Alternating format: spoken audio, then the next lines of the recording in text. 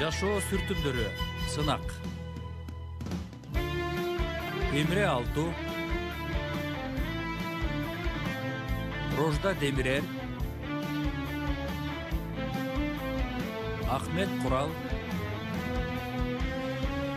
Керем Купажы, Тайфун Эрарслан, Замире Зейнеп Касапоулу, Бурак Сатыбол, Мирал Асилтүрк, Өзгүр Эмре Йылдырым, Эфе Караман, конок актер Ешим Жерен Базоулу жана башкалар.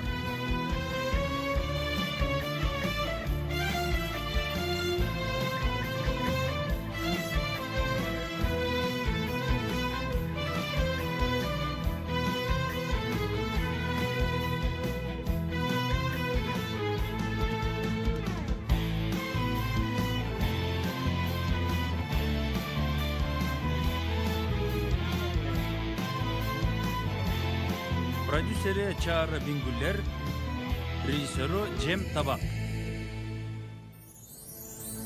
А сен оңой эле сени сүйөм дей бересиң.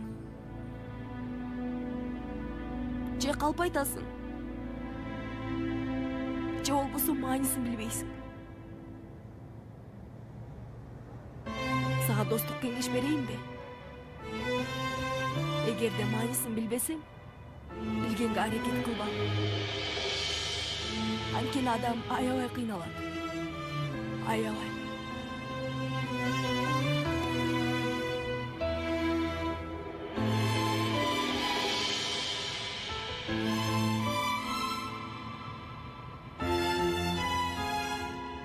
Жакшы кал.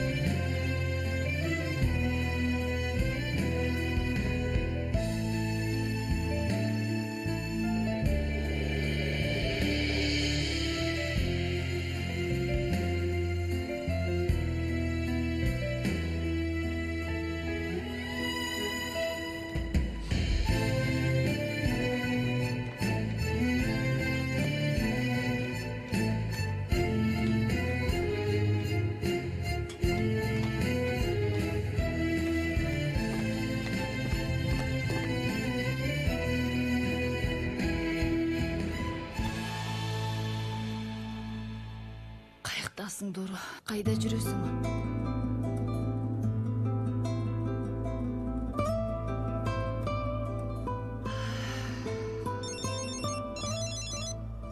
Угуп жатам Салига ай. Астафыралла, айтыңыз агай. Ошондойбу? Макул агай. Жаңылыктарды бизге айтып турасыз.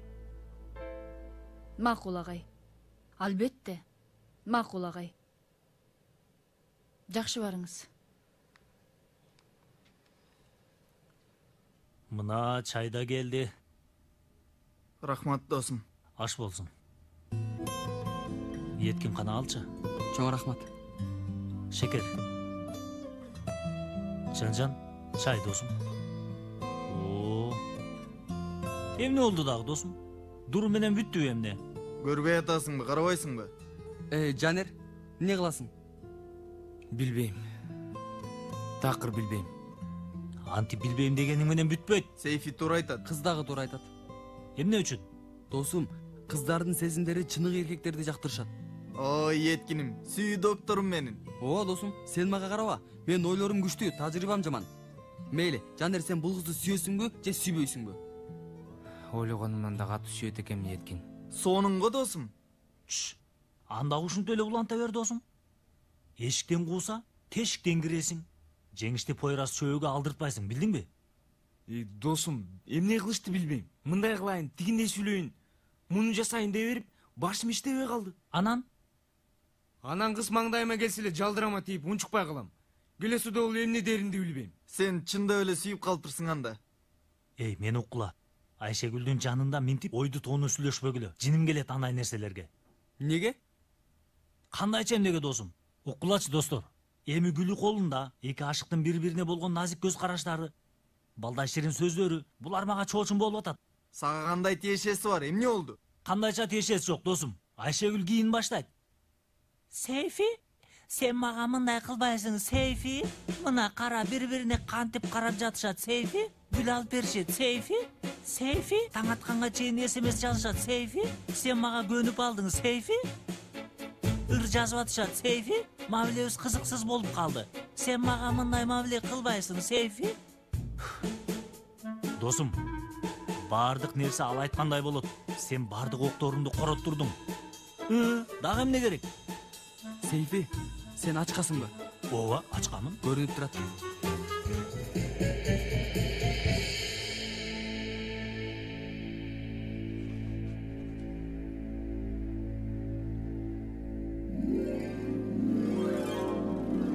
Бол чалар, көп сауырымды түшүнөбөй айтчы, кайсы жер? Мына бул менин жигитим, азаматсың сен. Азаматсың, мейли, дагы кабарлашабыз. Чалар Очту университетине өтүп. Калгандарычы? Али чалышкан жок тентектер. Мен болсо чыдамсыздык менен күтүп атам. Агай, биз менен тигил жакка жүрсөңүз? Тынччылыкпы? Жүрсөңүз Кенан.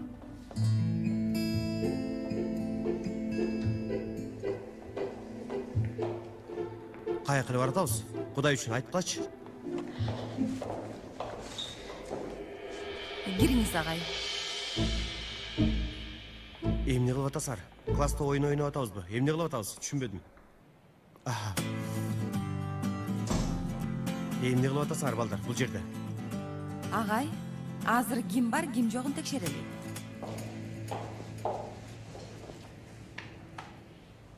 Жанер? Келе алган жок эже. Хажытепе университети физика инженери. Өмөр? Келе алган жок эжей. Анкара университети экономикада. Дуру? Келе алган жок эжей. Мармара университети юридикалык факультет. Еткин? Келе албады эжей. Улуудак университетинде мамлекеттик башкарууда. Пойрас? Келген жок эжей. Стамбул университети бизнести башкарууда. Пелин? Келе алган жок эжей. Стамбул университети математика факультетинде. Сейфи? Келе алган жок эжей. Очту тамак өнөр жайы факультети. Елис? Келген жок эжей. Мимар Синан телекөрсөтүүдө. Айшегүл? Келе алган жок эжей. Богазычы философияда. Хакан? Келе алган жок эжей. Анкара университети укук коргоочу. Гүлшан? Келе алган жок эжей. 9 июль психологияда. Үнзиле? Келе алган жок эжей. Чапа медицина. Ямур? Келе алган жок эжей. Хажытепе университетинин консерваториясы театр факультети. Класс чын эле бош экен, Кенан агай. КФД курстарын айынан эжей.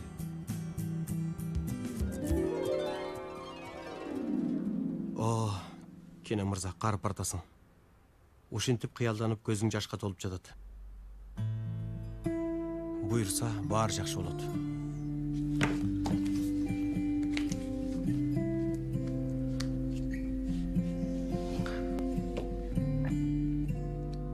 Метин агай, тынчыңызды алып жатам бул убакта, кечирип коюңуз. Эме, тигил биздин кафедеги үзүр тактасы менен бул иш болбойт го. Ал жака жазуу тактасын алсак кандай болот деп ойлойсуз? Кымбат экен бал. Макул, макул. Эртең сүйлөшөбүз анда. Жакшы жат эми.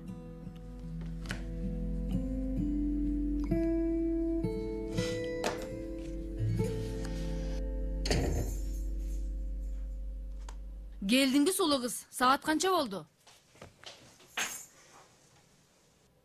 Дуру, саат канча болду?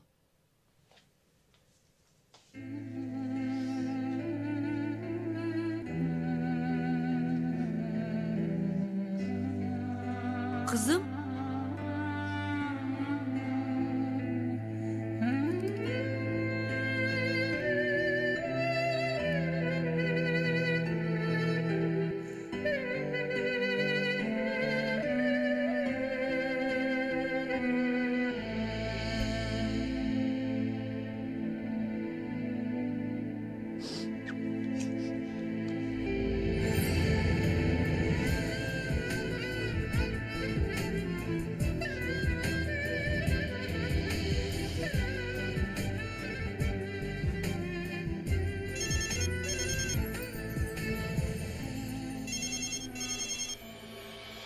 Rifat.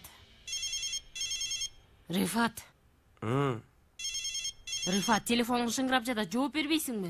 Мушук болсо керек. Эй, чычкан болсочу. Алла.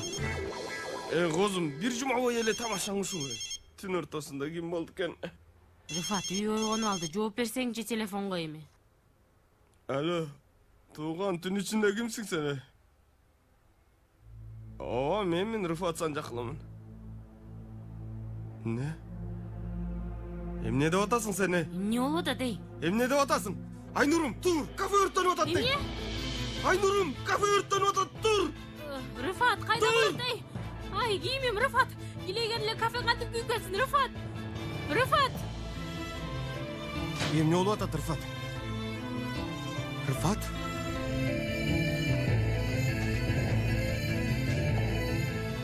Кыйналып атам, апа. İçimdegi bir нерселер жок болду. Төгүлдү. Чачылып кетти. Жеңилип калгандаймын.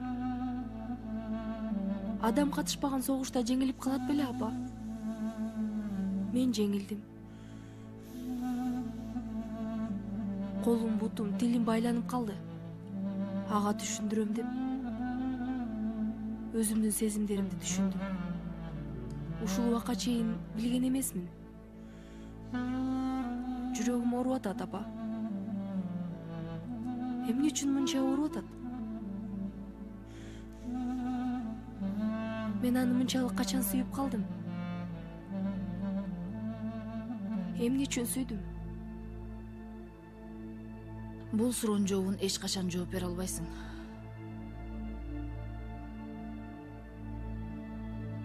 Атаң кеткенде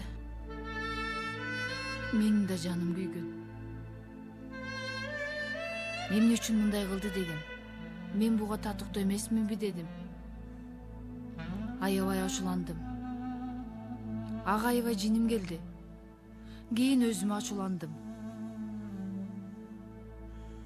Бир нерсем кем болгондой сездим. Эркек аялды таштап кеткенде, аял эркекти жоготпойт негизи.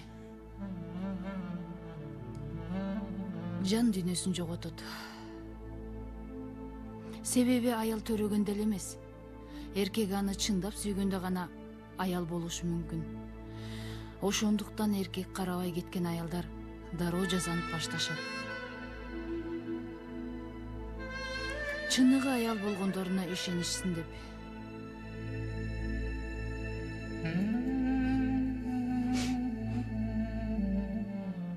Жоготуу аябай кыйын, билем. Бирок эң жаман эмне билесиңби? Эч качан сүйбө. Сиз менен буларды сүйлөшөм деп такыр ойлогон эмесмин. Мен дагы сени менен буларды сүйлөшөм деп ойлогон эмесмин, чоң кыз. Сени мынтип уктабай жатканыңда эркелете алам деп да ойлогон эмесмин. Апа? Атамды сагындыңызбы?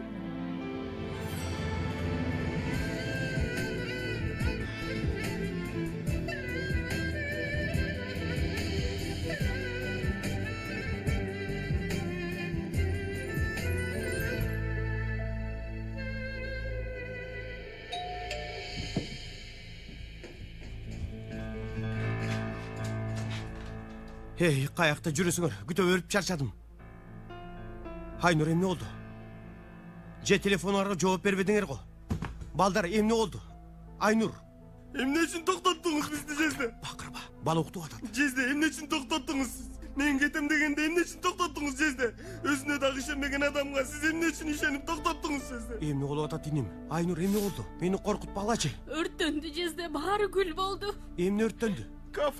Кафебиз, Жезде. Кыялдарыбыз. Биз алган, сиз алган кредит, бардык нерсе күйүп кетип күл болду, Жезде.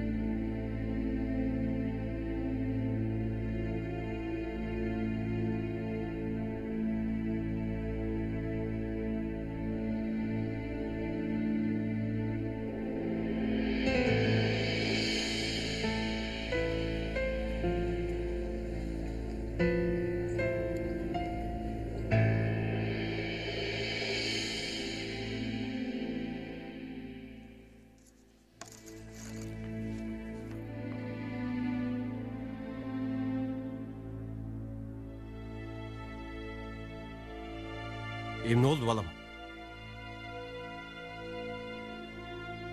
Тайкемдер кетип калыптыр. Emne? Кезде биз кетип атабыз. Билбейбиз, бирок каяка кетип атабыз. Сизге кылган кыйынчылык үчүн кечирим сурайбыз. Кандай болсо дагы карызымды төлөйм, бирок кантип өзүм билбейм. Айнурдун 2 билериги бар, аны сизге таштап атабыз.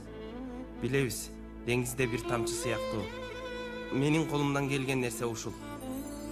Мен өзүмдү кечирбейм, бирок сиз мени кечириңиз жезде. Юсуфту тойгончо өбүп албадык. Ойготуп алабызбы деп корктук. Ичибизде калды. Ичибизде калган миңдеген нерселердей. Жакшы калыңыз жезде. Рыфат, Айнур. Рыфат тайкемдер кетип калыштыбы? Кайра келишпейби эмне? Жок, балам болбойт андай нерсе. Кече түнү жаман иш болгон. Кичине көңүлдөр жок эле. Эмне болду эле? Кафе өрттөнүп кетти.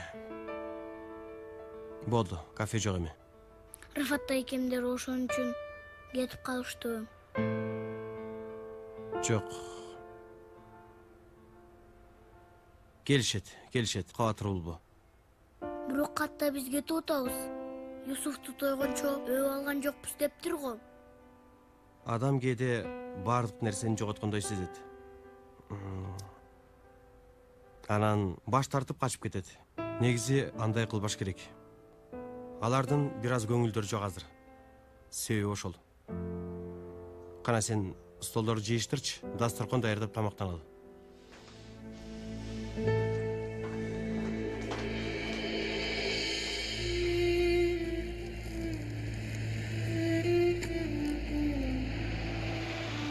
Рыфат, Уготам. канча акчабыз калды?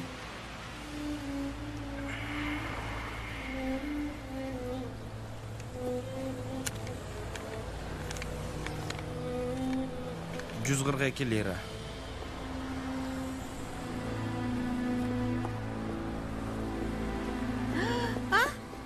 Кандайсыз мүдүрлөр? Эртең мененки спортпу? Мен болду мүдүр эмесмин, Пакиза. Кандайча? Отур.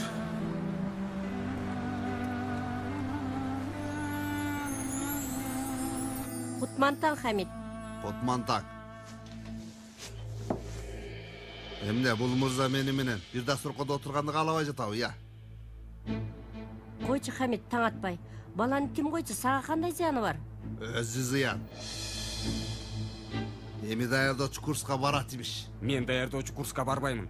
Барбайм, бирок акчаны чөтөңө сал деген турасыңбы?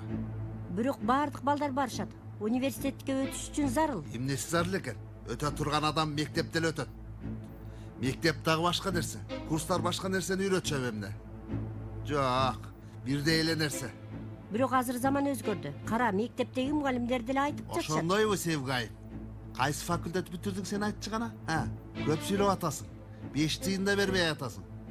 Каалабайм деп атамансыз да. Кара, сүйлөгөндөрүнө кара. Каалабайт имиш. Эмнеге? Себеби көчөдө итке окшоп тентүү турганда.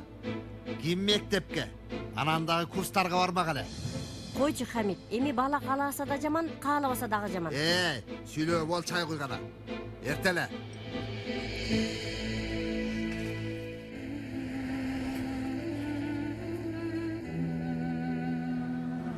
Эмне алабыз анда? Бош жүргөн, анан кул болуп жашообуздун токтогон жеринен жашаганды уланта беребиз. Сен билгендей, чогуу анан жалгыз кайгыларыбыз менен.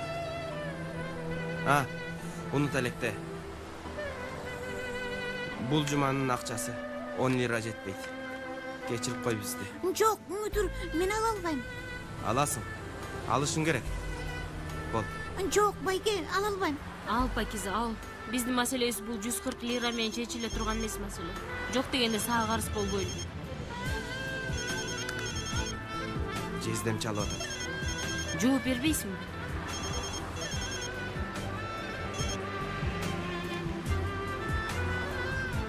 Мейли, биз баралы.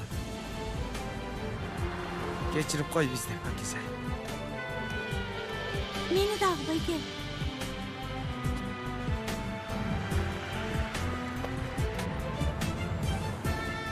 Телефондорубуз дагы бар го. Кээде чалып кушакташабыз, макулбу? Сиз дагы мени унутпаңыздар анан. Болчу эми Санчо Панчом. Айланада толтура желтегирмен бар. Жакшы бар. Жакшы бар, Пакиз.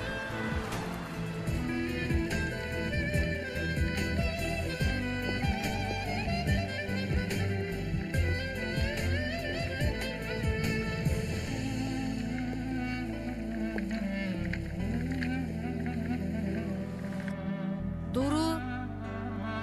Кызым, тур эми кечигесиң, бол тез.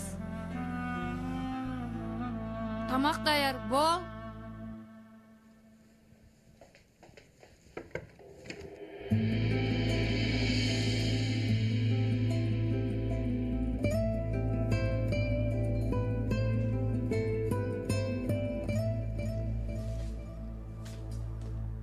Досум, сен уктаган жоксуң эмне? Уйкум келген жок.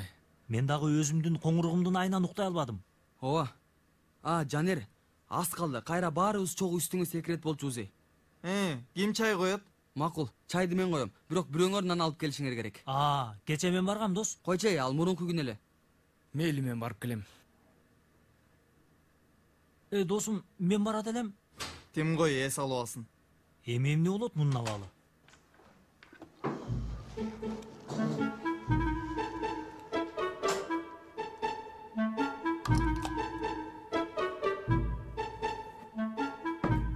Эткин, эмнеге ас түгөнгөнүн айткан жоксуң? Айтсам не болмок? Не болмок? Досум, мен сени акылыңдан камсанап атам, бирок чыны кара. Тигил суу ушинтип кайнамак беле, досум. Досум, илимий маалымат. Суу деңиз деңгээлинде 76 мм сымап мамычасы болгондо 100 градуста кайнайт. Буга окшоп күтсөк 220 градуста кайнайт. Эмне үчүн? Бизден тартынып же уялып атабы? Биз эмне жок болгондо кайнайбы? Камаз, чын айтам барго, сен ачка болгондо кыжырың кайнайт экен. Болом. Болдум. Болом дагы.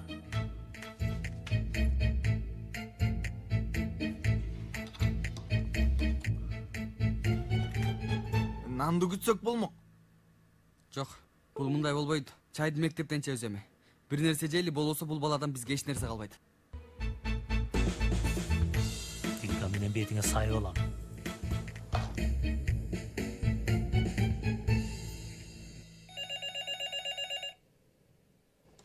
Алло. Угуп атам, агай.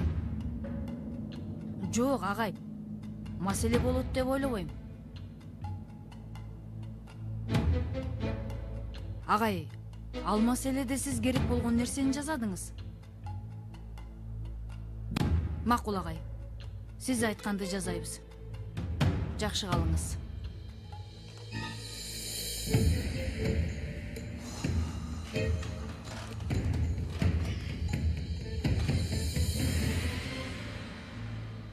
Карасаң, бул сонун экен. Канча экен? 300. Баасы дагы жакшы экен. Буттары дагы бар. Керек болбосо каалаган жерге жылдырып коебуз. Ашканага мисалы. Жылдыралы. Себеби Рыфат катуу бузула баштады. Кафемди даярдоочу курска айландырдыңар деп атат. Кинанга эч нерсе дей албайт. Жездесинен уялып жатса керек. Ошон үчүн да. Анан кафе үчүн акчаны Кинан берген, билесиң да. Кредит алган. Кош келиңиз, агай. Биз Метин агай менен доска карап жаттык эле. Муну жактырдык. Карап көрөсүзбү?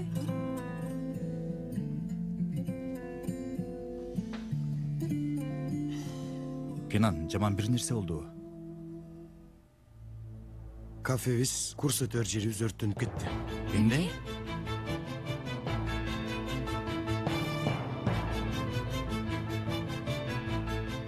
Мени чакырыпсыз, мүдүр бей. Мүдүр айым, сиз мүдүр болуп калдыңызбы? Бирок буга таң калган жокмун эжей. Алтыңызга ат чуркаса мен өтөм, сүйүктүү айым. Салих бей каякта? Эмне болду? Башкы мүдүр. Галип, болбогон нерсени айтып сайрай бербе. Муну илип коюңуз. Бул эмне эжей? Башкы кире бериште кызметте турчу окуучулардын тизмеси, Галип. Нөмөттөгү окуучуларбы? Ооба, нөмөттөгү окуучулар. Алла, эмнеге? Башкармачылык алмашты, Галип. Кечирип кой, сага айтпай калыптырбыз.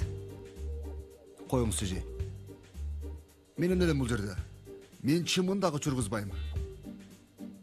Кенен агайды бизден ажыратпагыла деген плакат ачылганда чын эле чымындашкан жок. Аны көрдүк. Ооба, анда болду. Ката кеткен ошол окуяда. Ал күнү менин ичим ооруп аткан эже. Жаман болдум. Түшүндүрө албайм. Галип, барыңыз. Макул эже. Чай алып келейинби? Макул.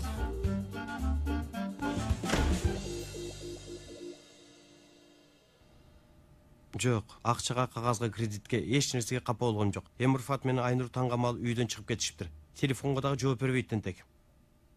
Балдарга курс дедик эле. Ошону эмне кыларымды билбей жатам. Агай, мындай дебеңиз, суранам. Сиз ар дайым балдар үчүн үмүт болдуңуз. Муну баары билет. Сиз өзүңүздү көп кыйнабаңыз. Сөз сайласын табабыз. Элиф туура айтат Кенан. Баскетбол тобун түзөт элек го. Бүтпөй калабы? Баштаган иш бүтпөй калмак беле. Баштайлы анда.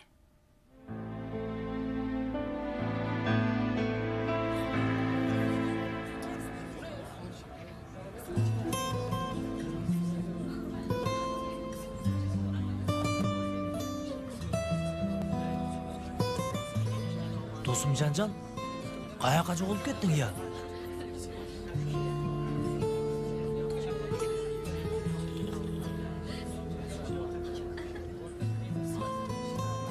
Сейфи, биз кетели кааласың. Караба ал жакта, караба.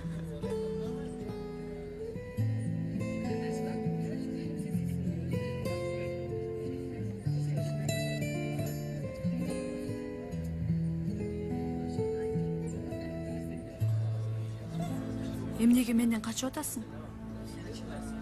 Качкан эткен жокмун. Себеби сени менен эч кандай ишим жок. Бүттү. Дуру менен сүйлөшкөнүбүз да кызыктырбай жатабы? Ага эмнени ойлоп тапканың мени такыр кызыктырбайт. Мен көйгөйүм башка. Уккун, Жанер. Сенден сүйүү күйүү тиленип отурбайм. Өзүмдү кечиртиш үчүн эмне кылмакмын деп ойлондум. Эч нерсе дедим. Азыр сыйлашкан досторумдан сен алар менен чогуу болгон күндө да алыстай албайм, Жанер. Эмне деп сүйлөштүң Дуру менен? Жана эле кызыкпай аттың эле го? Эми кызыгып атам. Өзүнөн сурап ал анда.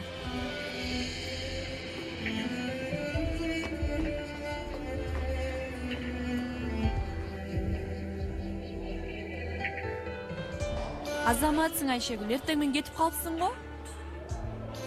Айтпай, Ямыр туруп алды эшиктин алдында, Жаныр менен кетели деп. Ачууланба.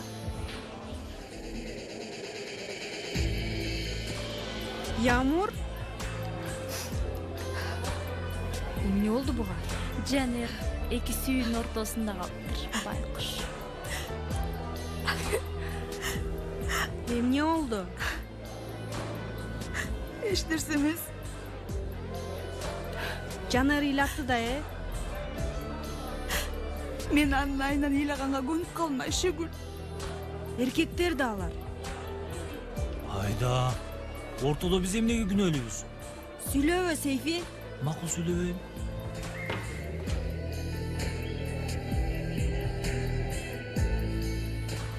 Эмне дейсиң? Эмнеге эмне дейм? Баскетбол ишине. Ишим болбойт. Мен катышалы дейм. Эмне үчүн?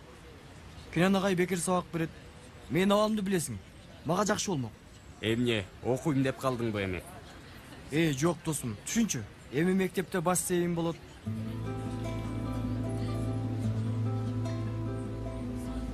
Дуру. Айтканыма жооп бербеди. Салам. Салам.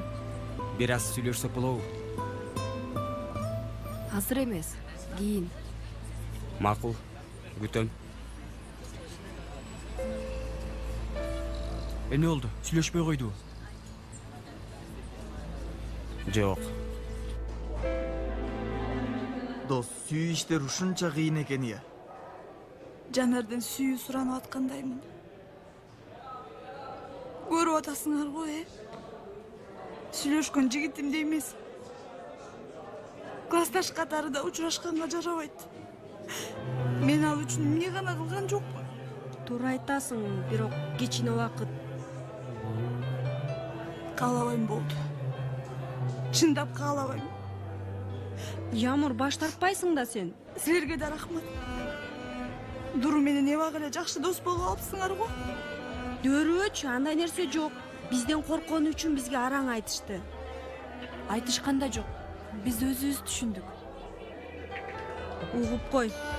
Биз бул мектепке келгенибизден бери Дуру, анын балээдей достору бизге кылбаган нерсени кылган жок. Эми биз дагы биримдиктүү болобуз. Такыр артка кадам таштайм дебе, Ямур. Такыр. Мен болгону Жанердин мага сүйүүсүн гана каалайм. Мурдагыдай эле. Сүйчү, билесиңерби? Сүйөм деп дайым айтчу эле го. Болду.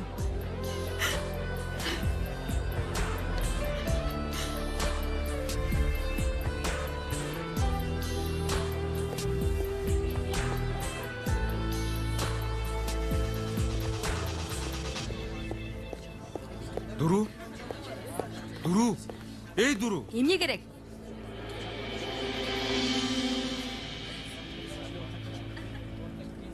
Эмне үчүн телефонго жооп бербей атасың? Канча жолу чалдым? Сүйлөшө турган эч нерсе жок.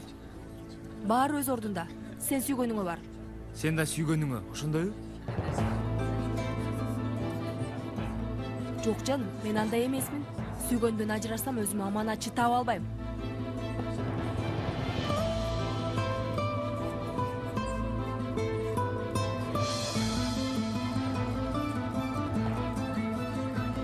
Ямурдун келгени жакшы болду. Дуру да көрдү көрөрүн. Ал эмне дегениң, досум? Аны муну тим кой азыр. Баш тартасыңбы, күрөшпөйсүңбү? Дуру Жанердин чыныгы бетин көрдү. Сен каяктан билесиң? Бардык нерсе ачык айкын. Сен гана көрбөй атасың. Кечээ күнгө чейин эле сени менен Дуру үчүн мушташкан келес о. Ямур келгенде башкача карай баштады. Дуру мунун айынан капа болду. Көрөм буларды. Көрүп күрөшкүн досум.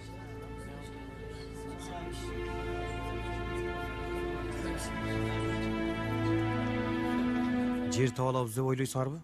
Издесек табабыз. Эмне үчүн болбосун? Саламатсыңарбы? Саламатчылык. Саламатчылык. Мен болсам да машыктыруучу тапканга чейин машыктырып турайын. Бали, машыктыруу дагы, курс дагы. Так эле Кенанга ылайыктай. Агай, сиз баскетбол ойнойсузбу? Ойночу элеңиз. Кичине. Мен да ойногом. Чын элеби? Кичине кокустук болду эле. Белим макырындап белги бергенде таштап койдум. Эртең менен Юсуфка Рыфат менен Айнурдун кетип калгандары жөнүндө адам баш тартпай таштап кетпеши керек дедим эле. Ооба. Жакшы айтыптырсыз. Акыл айтканга келгенде кыйынмын.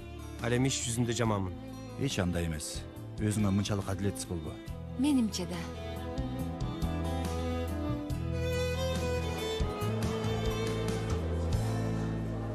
Кирбей эле кой. Эмнеге? Ашыктар урушкан окшойт. Ямур ыйлап атат. Аны менен Жанер урушуптурбу? Билбейт белең. Мен кайдан билейин, досум? Мен Дуру менен Жанер сүйүшкөндөрдү ойлогом. Ошондойбу, Дуру? Бирок мен сага буларды башында айткам.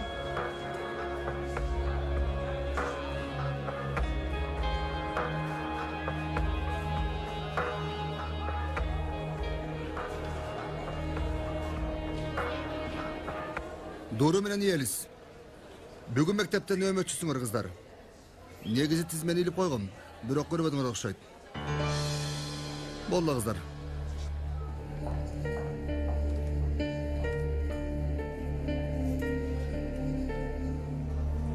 Ямур, бүгүн мен кишине ооруп калыптырмын. Түшүнөсүң да. Мен ордума бүгүн сен туруп койчу. Кийин сеникинде мен турам.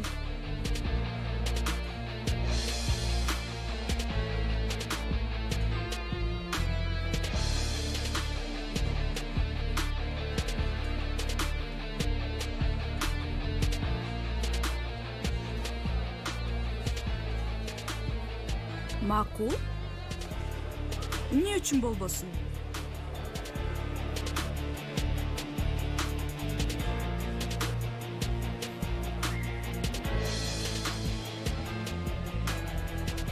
Эмне кылып атасың? Сүйлөшөйүн.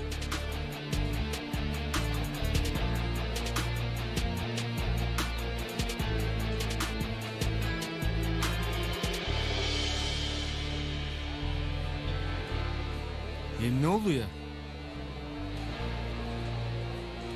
Досум, иштин баары араптын чачындай болуп баратат. Биз дагы жеме жейбиз. Бирок күтө тур.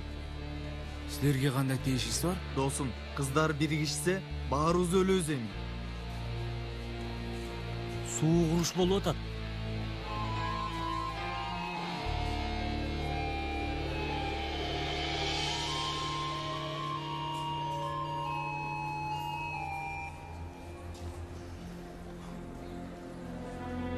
Дуру. Кечекилерди кечир. Кичине аш керек еттим окшойт. Бирок ачылбаган нерселер да бар. Ошондуктан мага ачууланып жатсаң керек. Сага ачууланган жокмун. Жанерге да ачууланба.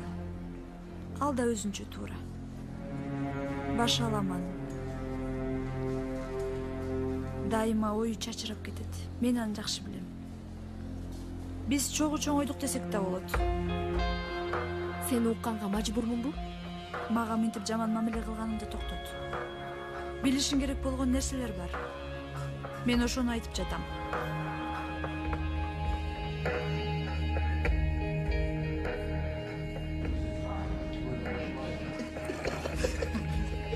Берсең мага? Эй, талашпа, бербейм.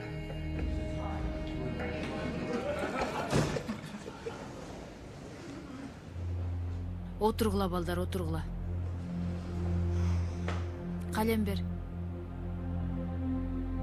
Елис кызым, сен бүгүн нөөмөтчү окуучу эмес белең? Эжей мен кишине ооруп калыптырмын. Досум менен алмашып алдык. Сакайып кет. Бирок мындай оюңарга келген өзгөрүүлөрдү сөз башкармалыкка да айтып койгула. Биз да билгендей бололу. Кечирип коюңуз эжей. Отур ордуңа. Жанер, доскага. Эмне дейсиз, эжей? Доскага чык деп атам. Укпай атасыңбы? Кулактарың бир нерсе болгонбу сенин?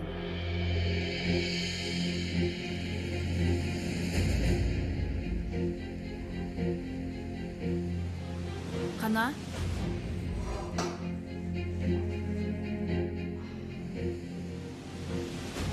Каспий деңиздин энергия булактарын айтып берчи.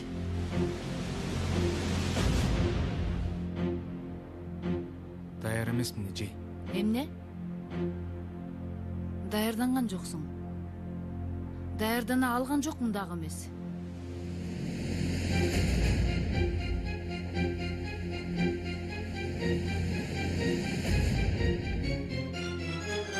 Бакенбардың эмне дейт балам? Элвиссиңби сен? Кийимдериң баары жайында, машалла. Сен мектепке эмне үчүн келесиң, балам? Эмнеге келесиң?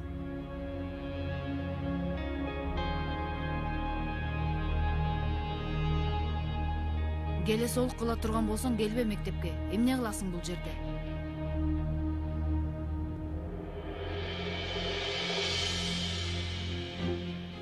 Отур ордуңа, нөл. Отур. Ачык эле кыздын өчүн алып жатат. Айшегүлүм, сулуу кызым, эгерде бир нерсе айткың келсе катуураак айт, биз дагы угалы. Балким биздин дагы угушубуз керектир. Мен өчүргүч сурадым.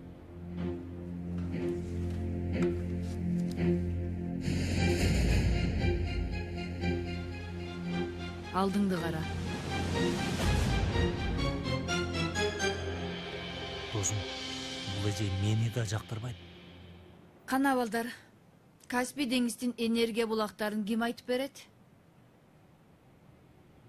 Каспий аймагынын энергия булактары 5ке бөлүнөт. Жанерди канчалык тааныйсың? Сени эмне үчүн кызыктырып атат? Сени кызыктырбайбы? Ооба, кызыктырбайт. Жанерди такыр тааныбайсың го? Сени укпай атам, Ямур. Ооба, угуп атасың. Болгондо да кунт кою угуп атасың. Анан угасың дагы. Кечет болду, сүйлөбө. Эмне үчүн? Болду дейм. Билем. Чындыкты угуу жаныңды кейитет. Бирок буларды да угушуң керек. Сенден эч нерсе уккум дагы, билгим дагы келбейт. Жанер мага канча жолу СМС жазганын билесиңби?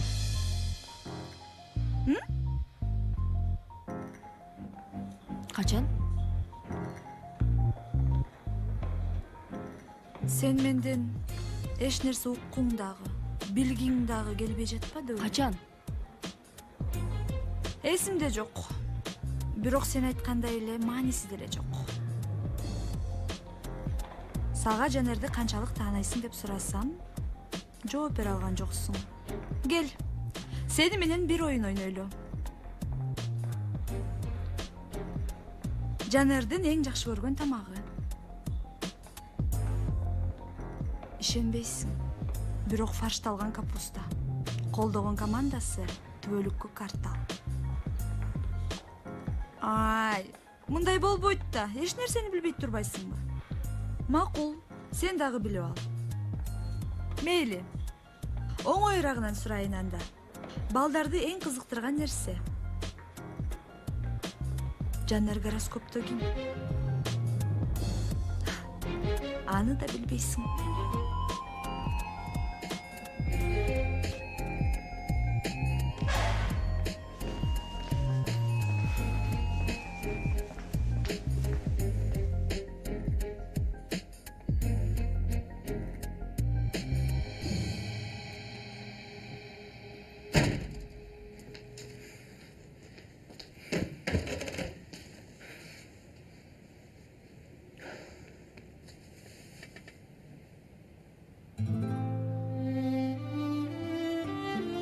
Мага жинин келип атканын билем. Сүйлөшкүм келбейт. Баарына мени күнөөлөйсүң. Күнөөлүүсүңбү эмне? Мен сени гана сүйөм, Дуру. Кечке бир нерсени эле айтасың. 1000 жолу айткандан көрө бир жолу көрсөтсөң болмок. Эми мааниси деле жок. Мен үчүн бар. Жок дедим. Бар дедим. Бакырба мага. Дуру, эмне айтып, эмне кыларымды, эмне жасоо керектигин билбейм. Сен ойлоп атсаң керек, булар сен сүйбөгөн үчүн кылып атат деп. Тескерисинче, сүйгөнүм үчүн.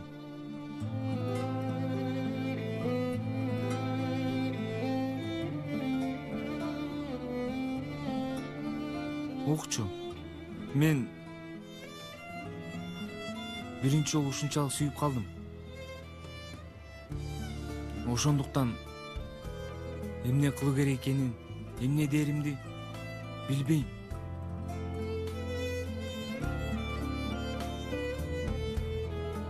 Сага ишене алсам. Сага ишене алсам дегениң эмне, Дуру? Мени тааныбайсың. Жок, тааныбайм. Гороскоптон ким экениңди да билбейм.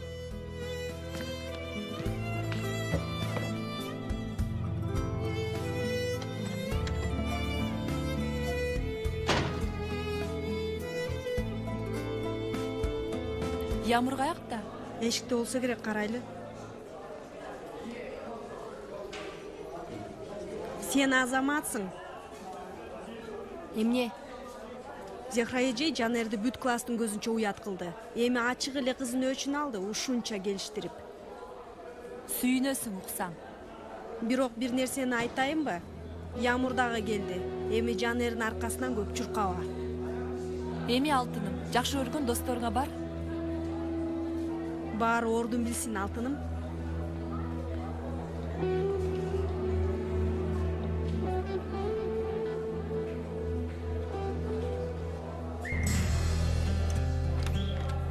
Апа, эмне үчүн мындай кылдыңыз? Галип, сен сырткары чык иним, анан эшикти жаап кой.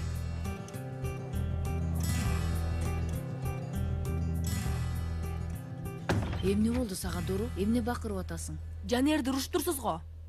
Ооба, уруштум, себеби суроого жооп бере алган жок, нөл алды. Мен сенин досторуңду коргоп актаганга жоопкерчиликтүү эмесмин. Жооп бербесе эмне кылдыңыз? Мени кандай абалга калтырганыңызды ойлогон жоксузбу? Бакырбай сүйлө мага, Сураныч. Муну мен айтайын. Зехра эжейдин кызына тийбегиле, Кудай үчүн тийишпегиле, сүйлөшпөгүлө. Үнүңдү акырын чыгар деп суранып жатам сенден, Дуру, бол деме. Эмне үчүн сизге бир нерсе айтаарда же бир нерсе бөлүшөрдө дароо келип айта албайм. Кийин кызым эмнеге мындай болду? Мага баарын айтсаң болмок дейсиң. Эмне болду? Мен ишенем ал айтканыңа. Мен айтып берем. Антпесем 3 күндөн кийин кайра өзүмө тиет. Сыр деп бөлүшкөнүм кайра келип мага тиет. Куру сөзгө гана менин досум болгоңуз келет. Апа.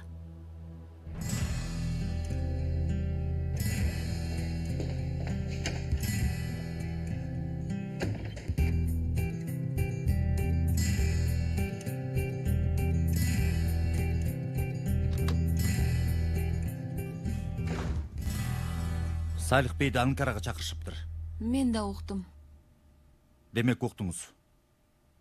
Сенин окуяңдын айынан болсо, келгенде жаман нерсе болот, айтып коеюн. Антип ойлойм. Ансыз да күндө бир нерсе болуп жатат го. Көнүп деле калдык. Сен кайра жинне көп тие бербе. Бирок сен баары бир мени укпайсың да.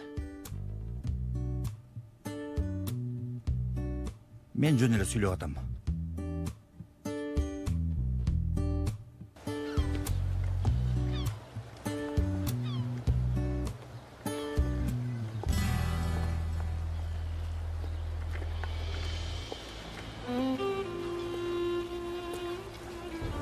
Жалгызым. Жаным. Жоготтук козум. Эмнеге колумду тийгизсем, колумда калып атат. Бирок сенин күнөөң эмес да, алтыным менин. Күнөөм бар же жокпу, баары бир болбой атат. Эмне кылабыз? 2 лира акчабыз калды. Жүрүп кеттик. Каяка? Автобекетке. Эмне үчүн? Кандайча эмне үчүн? Акчабыз жок, жата турган жерибиз жок.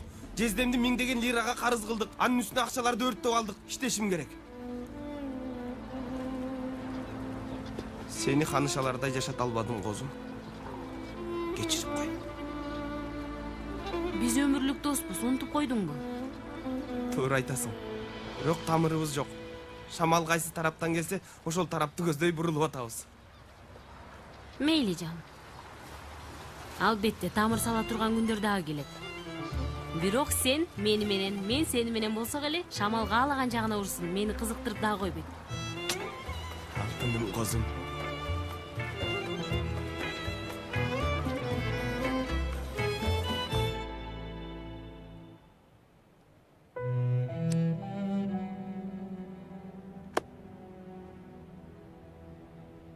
Бүгүн баарыбыз үчүн жакшы күн эмес окшойт. Кебетиңер ошондой деп жатат.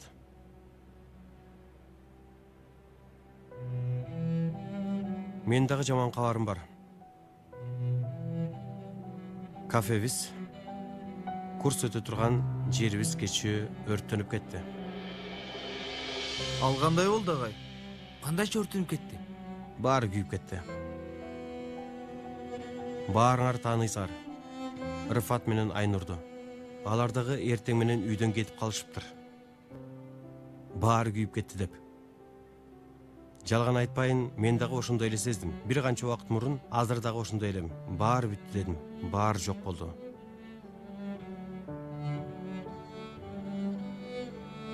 Балдарга курс дедим, баскетбол дедим. Сабак дедим. Кийин чыккын чучкун келип болгон нерсенин баарын алып кетти. Ооба, баарыбыз адамбыз. Кээде буйрбаган ушул экен деген учурларыбыз да болот. Башка жака кеткибиз келет, качкыбыз келет. Бирок кете албайбыз, кача албайбыз. Негизи кача албаганыбыз жакшы. Мындай учурларда дайыма атамдын айткан сөздөрү эске келет. Жакшы айтыптыр. Бардык нерселерди уурдай алат, алып кете алат, жок кыла алат. А бирок силерден ала албаган, уурдай албаган нерселер да бар. Ал үмүтүңөр, ишеничиңер, жылмайышыңар. Буларды өзүңөр каалагандай башкара аласыңар. Ооба, кафебиз жок. Сабак өтө турган жерибиз жок. Баскетбол машыктыруучубуз дагы жок. Бирок жүрөгүңөрдө каалоо болсо, ичибизде ишенич, анан жүзүбүздө жылмаюу болсо, анда эч маселе болбойт.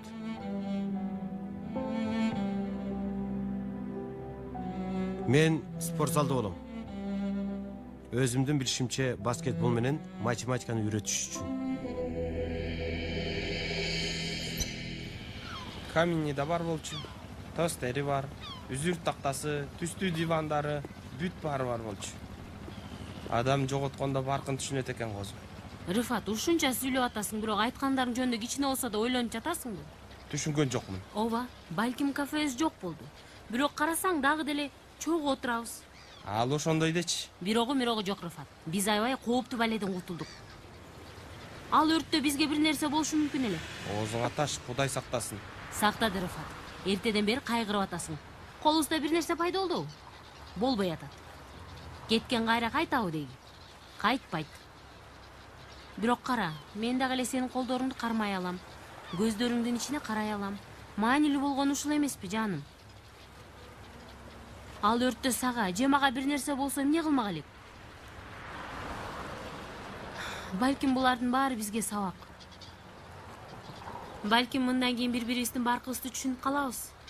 Сен барго, ушунун айынан сени жакшы көрөм, козум, келчи мага. Эй, Рыфат, токто. Эй, ой Чынар, бизди карап атат, эй. Кел жаныма. Баркын бил дегенде жармаш ал деп эдим да, уят. Эмнеси уят? Аял күйөсүңүз да.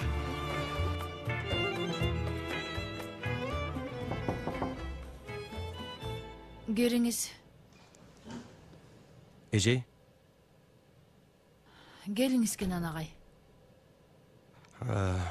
Мүдүр бей менен сүйлөшкөн элек. Баскетболго тандоо жөнүндө. Ооба, билем. Чынында эмне үчүн мындай кереги жок иштер менен алек болгонду жактырасыз, мен түшүнбөй койдум. Бул кереги жок деген нерсе менен мен окуучулар менен мамиле түзөм деп жатам, эжей. Аларды бир максатка алып барыш үчүн. Кенан агай, карасаңыз, Салих агай сизге айтыптыр. Бирок укпаптырсыз. Сиз болгону сабагыңызды үйрөтсөңүз жетет. Мен сизден уруксаат сураган жокмун, Зехре эжей. Мен болгону сый урмат менен сизге кабар берип жатам. Түшүндүңүзбү? Ыраазычылыгымды билдиришим керекпи? Анан канчага чейин болот бул баскетбол иши? Кеч бүтөт. Мен Галип менен сүйлөшөм, ачкыч жана башкасын. Сиз чечимиңизди чыгарыпсыз агай, өзүңүз билесиз бул ишти. Чоң рахмат.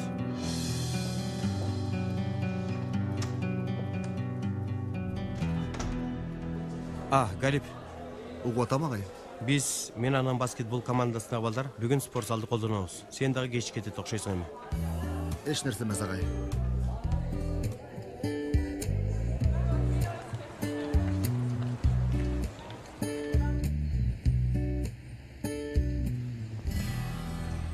Эй, токточу досум, күтүп турчу бизди. Досум, каяка күтчү бизди, уф.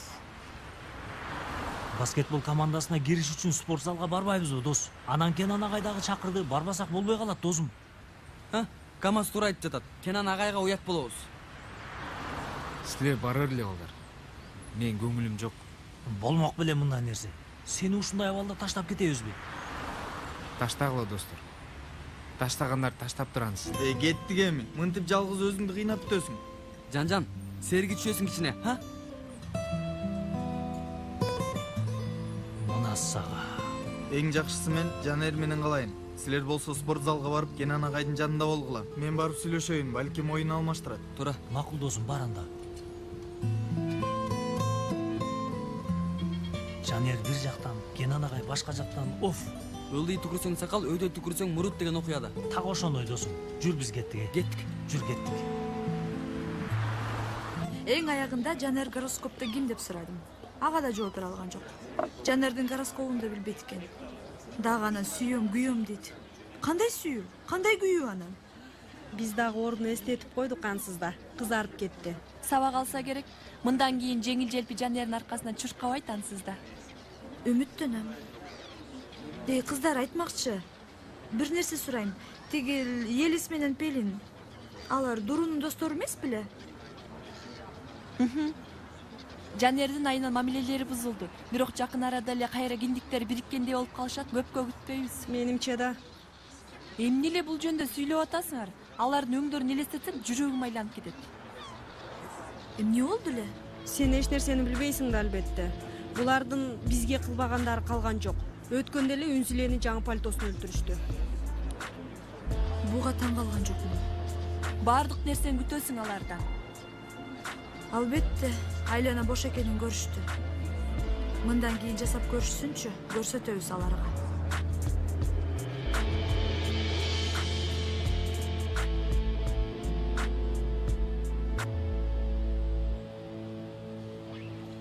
Дуру. Кичине убактың барбы? Негизи убактым жок болчу. Көп деле убактыңды албайм. Эмне болду? Укпай раз. Жанар менен сүйлөшпөй калды десең, анда ал маселени козгоп эле коелу. Эй, Дуру, сен мени эмне деп ойлоп атасың? Болгон ошол жөнүндө сүйлөйм. Башка нерсе жөнүндө айта албайт экенминби? Туура айтасың. Акыркы күндөр көңүлүм жок. Дуру. Эми башка адам болом мен. Бардык нерсе башкача болот. Түшүнгөн жокмун. Баскетбол командасына катышам. Курстарга дагы барамын. Апам сүйлөшүп коюптур. Сабактарга да көңүл бура баштадым. Балким мындай абалда сен дагы мага жардам берерсиң.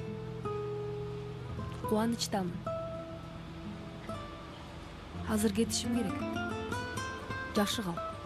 Макул.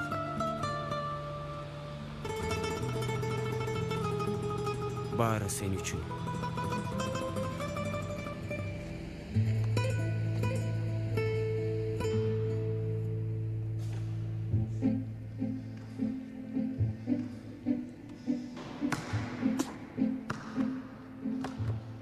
Досум кара, азыр кара.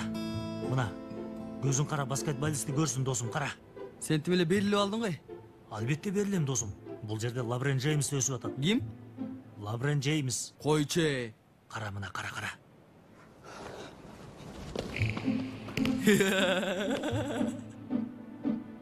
Эмне күлүп атасың, эй? Не болду? Лабрен Джеймс, а?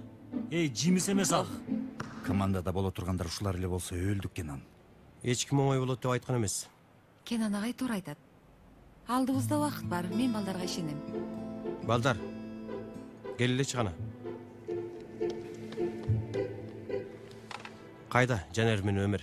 Агай, Өмөр менен Жанердин кичине маанайлары жок эле. Кандайча маанай жок я?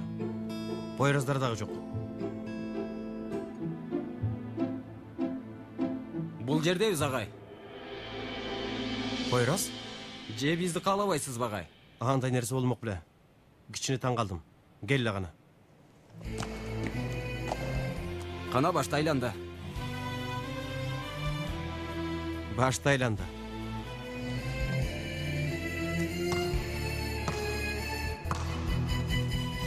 Эй, спорт залга барсак жакшы болмок. Билесиң го, үйгө барып эмне кылмак элек. Куштай болуп отурабыз да. Мен сени карап, сен мени карап. Дуру.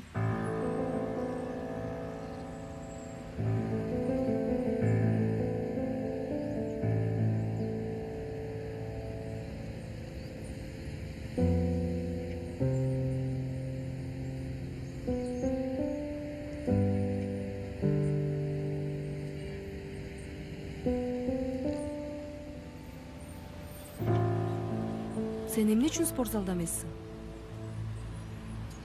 Каалаган жокмун. Эч нерсе кылгым келбей атат. Таң калган жокмун. Түшүнгөн жокмун. Пойразга жолуктум келатып. Баскетбол командасына жазылыптыр. Курстарга да барат экен. Мен себебин билем. Адам болгонго аракет кылып атам дейт. Сен эмне кылып атасың, Жанер? Баш тартып атасың. Себеби ишенбейсиң. Таң калтырган жоксуң мени.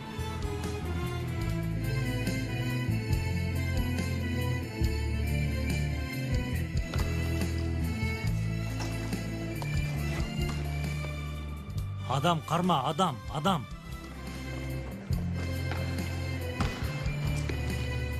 Бул жер боп-бош.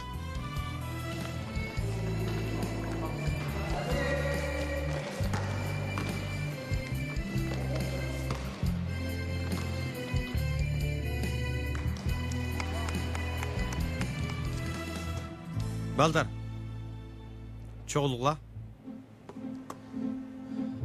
Пойрас командадасың. Агай, менчи? Кутлай, сен дагы. Хакан, сен дагы. Агай, менчи, мен. Сейфи, сен салмагыңды эмне кылабыз? Агай, мен сөөктөрүм ири. Анан көйнөгүм кенен. Эми неме? Эгерде командага киргиң келсе, арыкташың керек. Тигил курсак жоголот. Жеткин. Сен да командадасың. Бали! Бир нерседен кур калган жокмунбу? Калган жоксуң. Кана, бир матч дагы ойнойлу балдар. Агай, менчи? Алың жок эле го. Өзүмө келдим. Кана, дагы бир матч. Командадасың.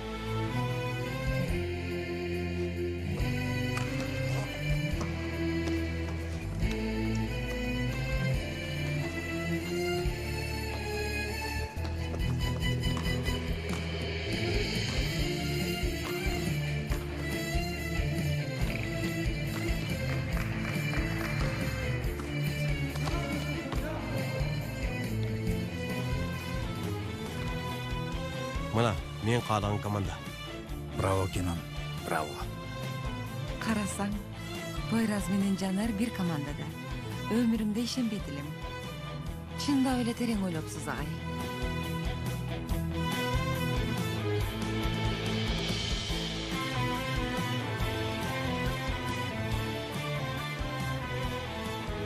Bundan alayım. Bayke, bir nan бериңизчи. Мынакей, Байке. Козум, сатуучуга барып колумду чөнтөгүмө салсам акча чыгарайын деп 140 лира чыкты чөнтөгүмдөн. 140 лира? Ооба, 140 лира. Ай, Рифат, бул Пакизага берген 140 лира болуп жүрбөсүн? Болушу мүмкүн. Ай, демек сага көргүзбөй жашырып чөнтөгө салып коюптур да. Ошондойго. Ал акчага тие албайбыз, билесиң да, туурабы? Туура айтасың, Козум. Бул акчаны Пакизага беришибиз керек. Ал, Козум. Бул эмне мындай? Козум, сен аялсың. Ачкачылыкка суусаганда чыдай албайсың. Ошондуктан нандын чоң бөлүгүн сага бердим. Нандын кичинекей бөлүгүн мен алдым. Эркек болгонум үчүн ачкачылыкка суусаганга чыдай алам.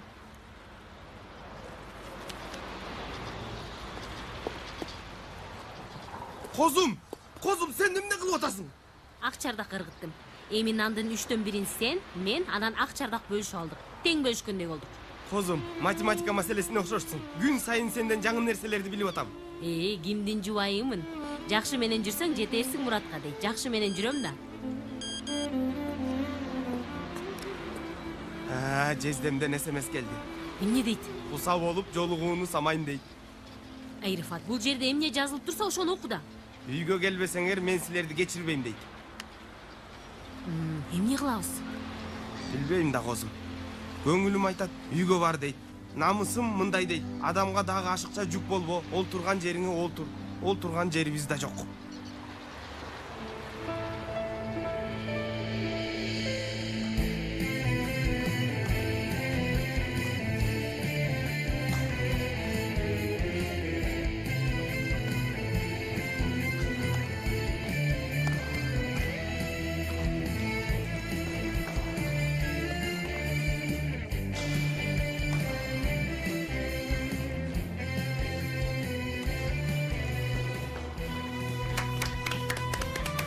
Макул балдар, келли бул жака.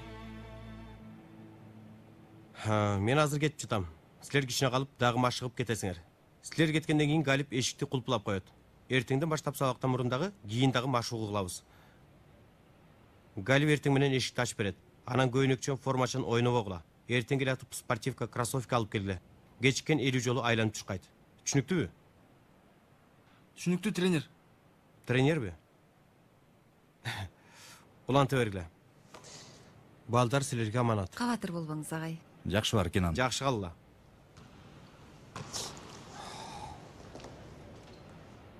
Жаман деле эмес экен. Бирок ребаунд алыш үчүн ыргытаары менен торчонун алдына чуркоо керек. Бул нерседен кээ бир балдардын кемчиликтери бар. Сен баскетболду жакшы эле билет окшойсуң. Кандайча жакшы эле. Элиф бир убактарда мен кыйын ойночумун. Чын элеби? Чын эле. Кааласаңыз азыр сизге көрсөтөйүн. Жанер, берчи тобуңду. Агай, бир нерсе болуп жүрбөсүн? Кыйынсынба болду. Кыйынсынба мага, эч нерсе болбойт. Балдар, баскетболдо эң маанилүү нерсе көңүл топтоо. Биринчиден окуя акылыңарга бүтөт. Денеңер акылыңарга карап иш кылат. Азыр силерге көрсөтөйүн. Качкыла.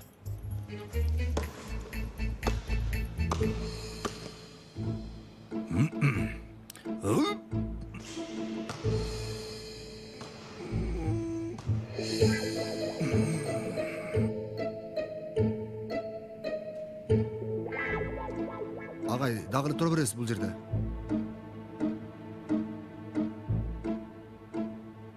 Метин агай? Агай, жакшы элесизби? Жанер, Сейфи, жардам бергиле.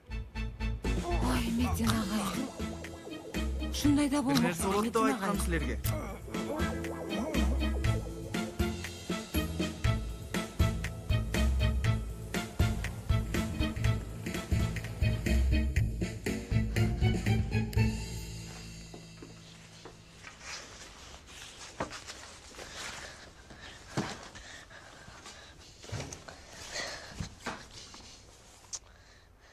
Жок экен, баардык бөлмөлөрдү карадым. Мына келишпептир да экемдер. Келишмегиле го. Токтоп алам. Дароо эле кайгырба. Дагы бир жолу чалып көрөлү. Балким бул жолкусунда жооп беришер.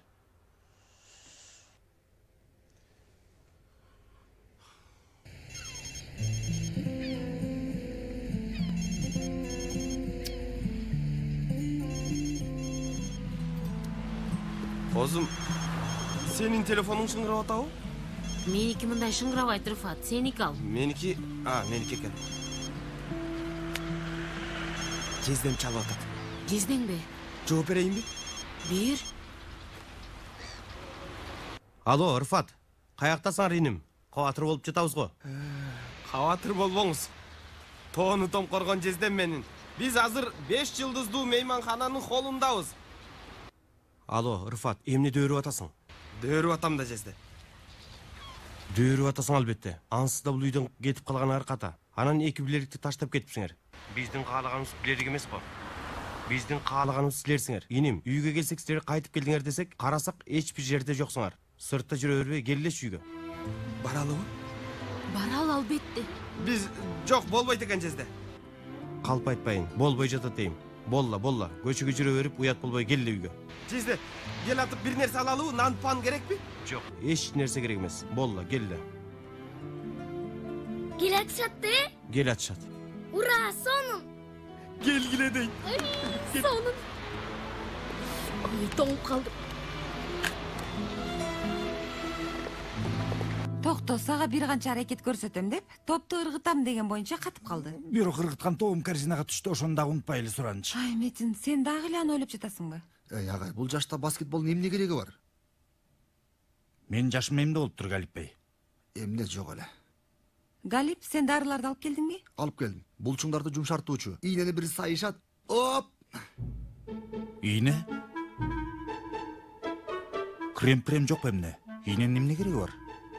Метин, ийнеден корком деп айтпа мага. Айтпайм. Эч нерсе айтпайм. Болгону ийне албай турганымды айттым. Метин, сен деги канча жаштасың? Ийнеден коркосуңбу дагы эле? Сен ийнени көрдүң беле? Ушунчалык чоңго. Кудайга тобо. Чын, бул жерге келип укол саям деп эч ким убарабы болбой эле койсун. Келбесин. Мени аябай кызыктырып жатат, агай. Сиз али колу бутуңузду кыймылдата албай жатасыз. Кантип каршылык көрсөтөсүз? Азыр менден бирди көрүп жүрбө. Метин? Аямай жок, Метин агай, аямай жок. Галип, Метин жакшы элесиңби? Аябай жакшымын.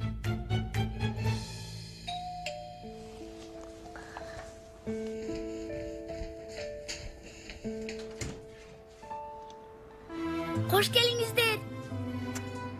Hoş geldin. Алтыным. Үйгө кириңиздер.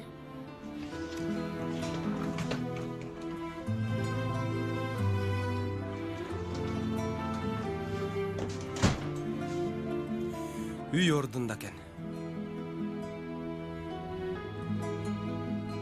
Эмнеге отурбайсыңар? Жазаланганбыз. Жазаландыңыз беле. Ким жазалады? Тагдыр. Түшүнгөн жокмун. Мен дагы түшүндүм. Эс алуу комплексибиз бир түндүн ичинде күйүп күл болду. Кандай адам болот менден? Адам болбойт. Бактысыз. Карызы мойнуна чейин болгон адам катары мен да түшүнбөдүм. Отургула.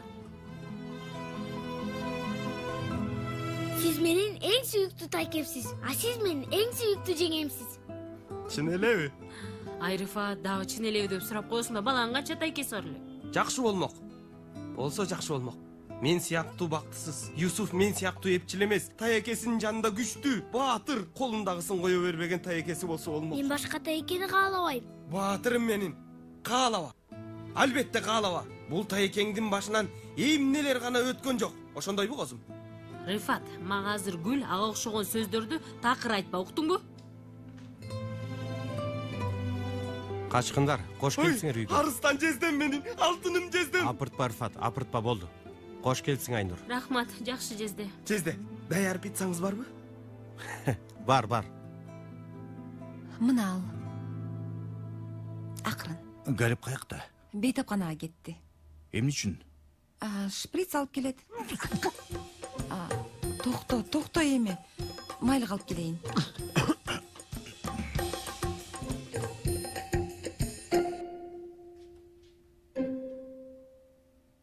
Метин, майлыктар каякта? Маңдайымда турган нерсени көрбөй атам. Эмне болду, Метин? Мен тезден кетишим керек. Ой, дөөрүбөчү, бул абалда каяка барасың? Мен бара берем. Метин, бир нерсе болдубу? Азыр сени мен кабатыр кылбай эле коеюнчу. Ачпа! Эмнени ачпайм? Эшиктиби? Эшикти дагы, укол дагы унут. Суранам сенден, ачпа. Баратам. Кош келиңиз, кириңиз. Кош келиңиз. Кел, дарыгер, кел. Агай, тынччылыкпы? Мен дагы эч нерсени түшүнгөн жокмун. Мен мындай түшүндүрөйүн. Кичинемде мени машина сүзгөн. Ооруканага араң жеткишкен. Эжем болбогондо балким өлүп калмакмын. Мырза, жатыңыз. Ийне сайып коеюн. Коюңузчу байке, сураныч. Кудай үчүн жасабаңыз, мен жакшымын. Метин, сен чындап эле ийнеден коркосуңбу? Мен тамашалап атасың деп ойлогом. Мен? Ийнеден? Жолдоштор, силердин маңдайыңарда феткиеде тоодон парашют менен секирген адам турат. Мен адреналин жакшы көрөм. Түшүндүрө албадым. Анда мындай... Метин агай, болуңуз. Макул, кийин түшүндүрүп бересиз. Болуңуз, батыраак. Ортак деп эмес. Акыл менин аллергиям бар. Болду, түшүндүм. Аллергиям бар. Кое берчи, баладай кылбай. Кое берчи. Галип, акырын.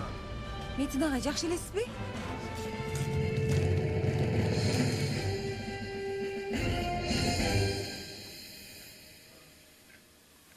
Чогултуп алдыңбы, досум? Чогултуп алдым, чогулттум. Үйдөгүлөр кызыктай эле карап калышты мени. Өтүп кетти эми. О, Алла. Досум, ал жерде эмне кылып атасың сен? Канал издеп атам. Кайсы канал? Суэц канал экен, Күлкүлүүбү? Менимче күлкүлүү. Силер мени эмне үчүн түшүнгүңөр келбейт? Мен бул жерде NBA каналын издеп атам. Коюп бир-эки тактика үйрөнөлү деп карап атам. Досум, сен бул жерде биздин мээбизди эртеден бери сайрай берип чириттиң го. Балким сен NBA каналын мындай кылганда тартат болуш керек я. Силер жакшылыктын боруна тепкиле. Сейфи болгондо гана ал мени түшүнүп колдойт эле. Чын эле Сейфи каякта? Мени чакырдыңарбы, эй? Досум, эмне кылып атасың? Эмне кылдың, эй? Кап калды. Бул эмне кылганың? Ушулда болмок беле. Досум, муну менен арыктайм. Ток кармайт экен. калориясы дагы аз экен. Сейфи, бир уч жесең калориясы аз, бирок бир мешок жесең шишип кетесиң. Чынын айт. Чын, командага да кире албайсың. Дагы бир жолу. Чын. Алла, буга эмне болуп атат? Ар нерсе болуп атат. Дос, көрүп атасыңбы Айшөгүлдү? Атактуу баскетболчуну чаап алып жашоо керемет. Кыйын сынып бой көтөрөт. Баарыбызды унутуп койду. Баарыбызды унутуп койсого жакшы досум. Сейфин дагы унутту. Карачы байкушту. Айшегүл, жаным, суранам, мага кайтып кел. Кара, мен бул жердемин. Унутуп койдуңбу мени, жаным? Суранам, кайтып кел.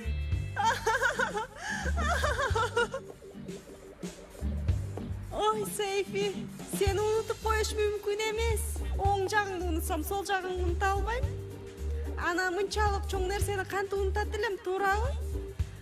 Ой, сени эми автобуска, таксиге албай жатышабы?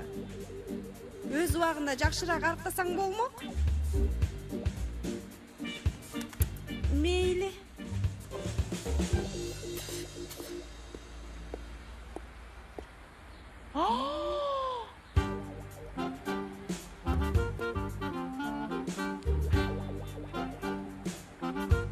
Жигит болсо келбеттүү экен эл.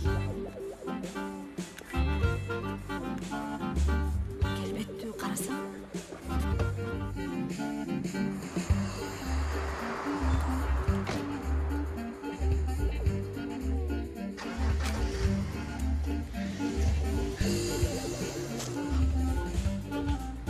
Мандарин, жергиликтүү мандарин, Вашингтон мандарини эже берейинби? Жок, болбойт. Дароо төкүлө бул жаңгактарды. Артташым керек. Спорт кылышым керек. Баклаваларды жебешим керек. Командага киришим керек. Спорт менен алектенем.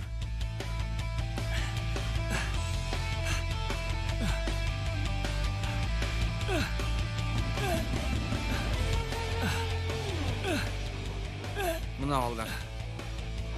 Азыртан баштап Сейфи менен байланышыбыз үзүлүп калды. Куттуктайм баарыңарды.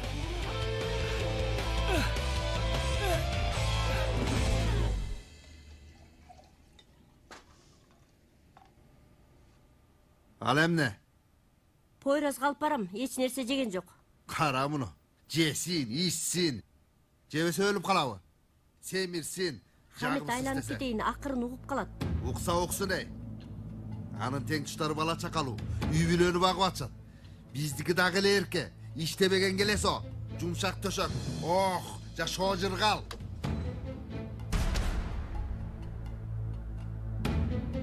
Ачка эмесмин апа, жебейм. Балам, эч нерсе жеген жоксуң го? Кана, ал муну мээңе камбарсың. Апа, келсеңиз бир нерсе сүйлөшөлү. Эмне айта турган болсоң бул жерде айтасың. Жок андай нерсе. Урушта шыбырашып сүйлөшкөн.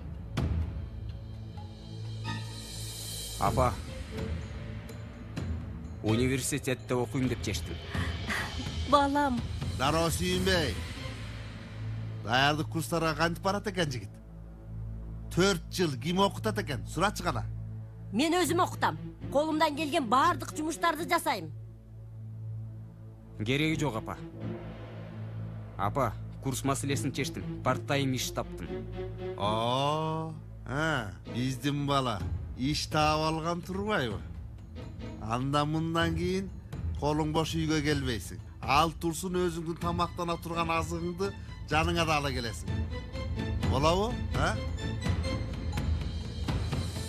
Сени жек көрүшүм үчүн колуңдан келгенди кылып атасың. Бирок максатыңа жетпейсиң. Мен сени жек көрбөйм. Сен мага татыктуу эмессиң.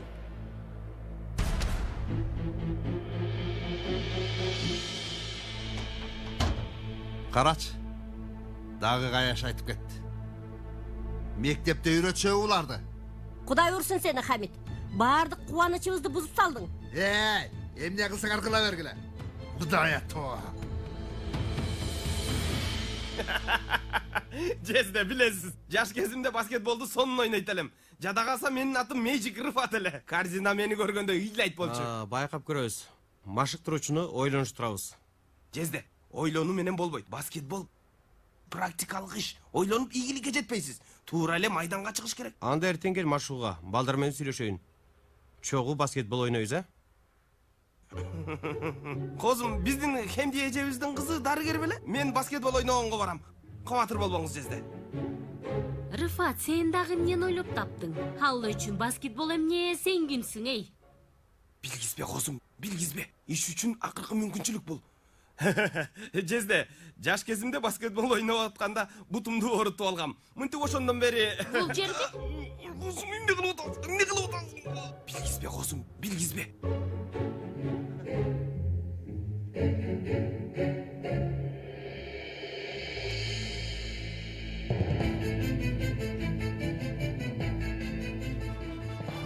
Дуру, жат эми кызым бол. Эртең менен мектепке кечигип каласың.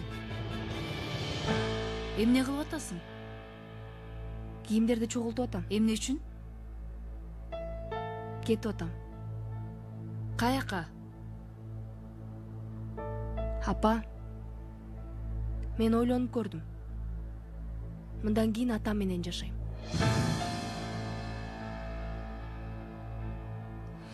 Макул. Макул, түшүнүп атам. Жүрөгүмдү оорутайын деп атасың. Туура кыласың, себеби ачууландың. Бирок суранам, чогултканыңды токтотчу. Жат, эртең сүйлөшөлү, макулбу? Апа, тамашалашкан жокмун. Көрбөй атасызбы? Дуру, койчу, суранам, кетпе. Апа, кайра мурдагыдай кылып атасыз. Иштеримди кыйындатып атасыз. Мен ойлонуп көрдүм.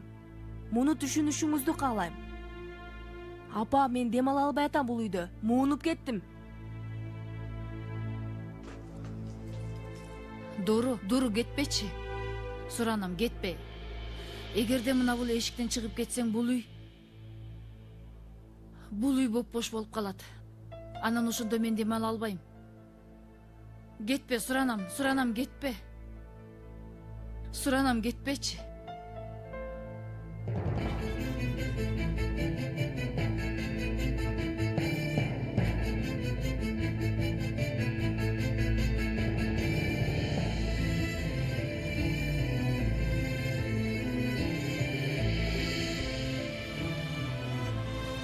Кече апама университетке тапшырам деп айттым. Аябай сүйүндүм анан. Аябай. 2 күндө 180 градуска өзгөрүп кеттим. Баскетбол командасына катышуу, курстарга баруу, көз жашым толуп кетти. Баары Дуру үчүн. Түшүнүшүм керек эле, досум. Менин көзүмдү кара. Бүгүнкү күнгө чейин баары Дуру үчүн эле. Мындан кийин да ал үчүн болот. Болуптур, кеттик.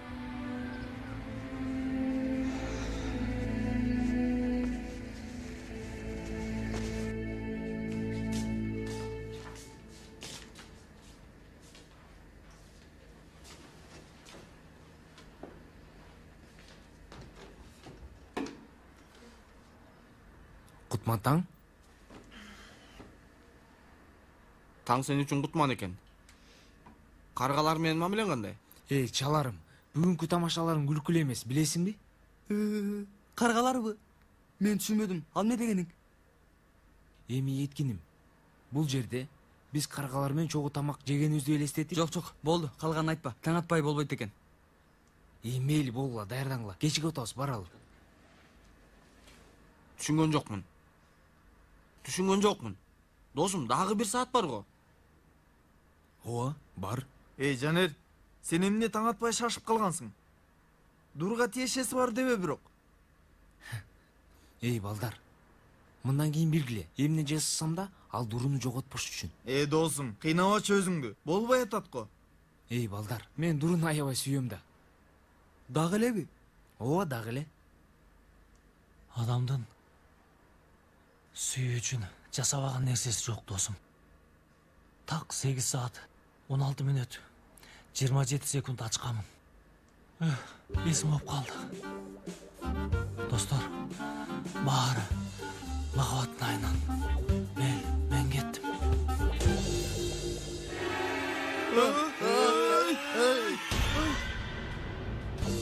Сооккан. Сейфи. Соғып қалдым, оны таптапшы.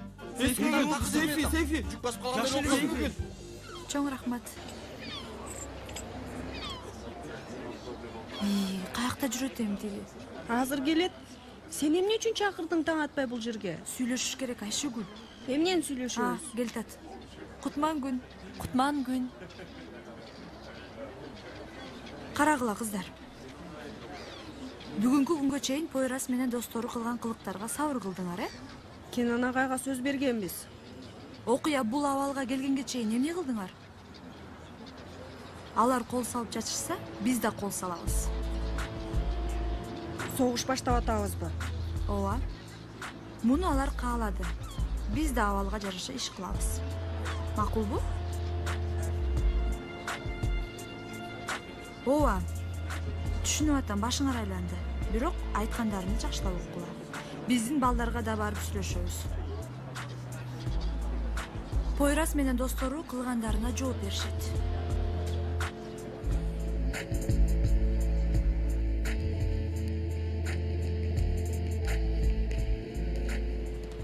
Машыгыны көргөнгө уруксат барбы? Эмне дегениңиз ал? Эмне болду сага? Кенан сурабачы. Белин оорутуп алды. Керек эмес эле. Үйдө жатып эс алсаңыз болмок. Керек эмес эле. Бул жака чейин келиптирсиз. Жок, кичине кыйын болду. Бирок ийне алгандан кийин оңолуп калды. Кана отуруңуздар бул жерге. Биринчи мүнөт, биринчи гол. 1 мүнөт кеч калдыңар, кошумча 10 айлампа чуркайсыңар. Агай, сиздин саатыңыз алдыда болушу мүмкүн. Агай ким? Агай. Сиз? Агай ким? Элфежей мугалим. Жеметтин агайды айттыңбы? Агай ким? Анан эмне үчүн мен спорт залда бутуңардын үнүн укпай жатам? Агай, мен ордан жаңы айыктым. Мен сени командага алган жокмун аныстагы. Макул. Анда мен 20 күн чуркайын агай. Тренер. Азаматсың, кана башла. Чурка. Бол. Агай деген эмне? Агай менен тренер кошулуп ушундай болду, агай. Мен бул жака келгенде мурун салмагымды текшердим десеңиз.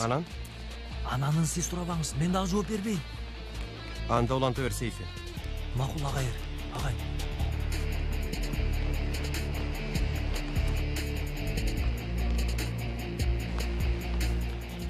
Ылдамыраак. Бат.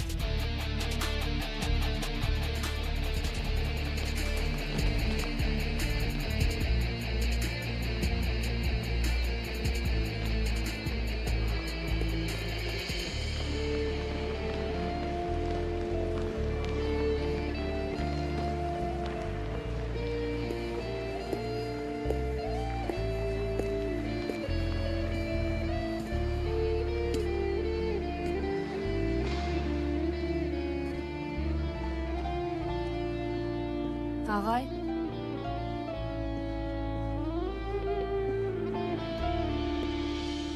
Тоскоол болгонум үчүн кечирим сурайм. Тынччылыкпыдыр?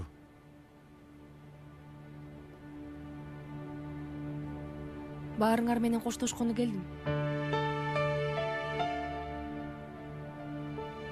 Атама кетип атам. Эми аны менен жашайм. Мектепти да алмаштырам. Жоготкондорубуз жөнүндө айттыңыз эле го. Мен жоготкон нерсемди издөөгө кетип атам.